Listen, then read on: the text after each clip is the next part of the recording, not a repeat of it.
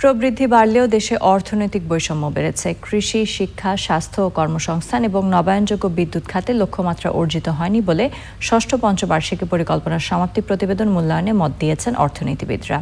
তবে সরকারি বেসরকারি বিনিয়োগ বাড়ানো, শিক্ষার মান বাড়ানোর সাথে কর্মসংস্থানের সুযোগ সৃষ্টিসহ সার্বিক রাজনৈতিক পরিস্থিতির স্থিতিশীলতার ওপর গুরুত্ব আরোপ করেছেন কৃষিমন্ত্রী ও পরিকল্পনা মন্ত্রী সহ সংশ্লিষ্টরা। রোকসানা আমিনের রিপোর্ট।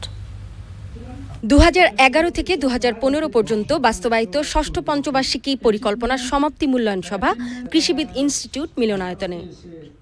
সেখানে দেশের অর্থনৈতিক প্রবৃদ্ধি ও মানব সম্পদ উন্নয়নে শিক্ষা ও কর্মসংস্থানের সুযোগ সৃষ্টি করা সহ আয় বৈষম্য কমাতে ও প্রবৃদ্ধি অনুপাতে বিনিয়োগ বাড়ানোর উপর গুরুত্ব আরোপ করেন অর্থনীতিবিদ সহ সংশ্লিষ্টরা। কৃষির বাইরে আমাদেরকে আরও যত্নশীল হতে হবে। কত দ্রুত আমরা ডেমোগ্রাফিক ডিভিডেন্ডকে যদি ভালোভাবে কাজে লাগাতেই হয় তাহলে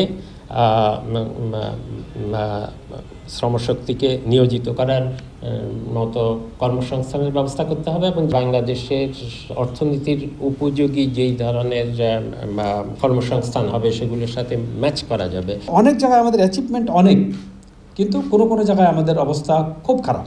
ক্রপস অ্যান্ড হর্টিকালচার 5 বছরে 7.6 থেকে 1.8-এ চলে গেছে। আমাদেরকে এই ডকুমেন্টটি গাইড করবে আগামী অষ্টম পঞ্চবার্ষিক পরিকল্পনা প্রণয়নের জন্য।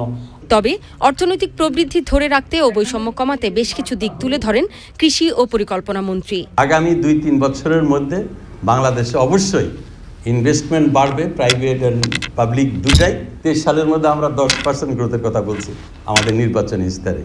ইনশাল্লাহ আমরা সেটা অর্জন করার চেষ্টা করবো এবং এটা বাস্তবসম্মত হবে। এর জন্য প্রয়োজন হবে রাজনৈতিক স্থিতিশীলতা, এটা খুবই প্রয়োজন, এবং স্বচ্ছতা, জবাবদিহিতা সরকারি কর্মকর্তাদের। প্রাতিষ্ঠানিক যে বিষয়গুলো, হেলথের যেমন আমাদের কমিউনিটি ক্লিনিক, বিদ্যুৎ ঘরে, একটা ভালো মানের প্রাইমারি স্কুল দরজার কাছে, এই সকল কয়েকটি ক্ষেত্রে যদি আমরা আর বেশি ইনভেস্ট করি তাহলে বোধহয় ঘুরপথে হলেও একটু বোধহয় এটা দেশ শক্তির আরও বাড়বে এবং যে পেইনফুল সিচুয়েশনটা আমরা দেখছি মাঝে মাঝে বৈষম্যের, সেটা বোধহয় আমরা মোকাবেলা করতে পারবো। বৈষম্য কমাতে শিক্ষা ও স্বাস্থ্য খাতে বরাদ্দ বাড়ানো সহ দেশের অর্থনৈতিক খাতে শ্রমশক্তিকে কাজে লাগানোর তাগিদ দিয়েছেন বক্তারা। রোকসানা আমিন, চ্যানেল আই, ঢাকা।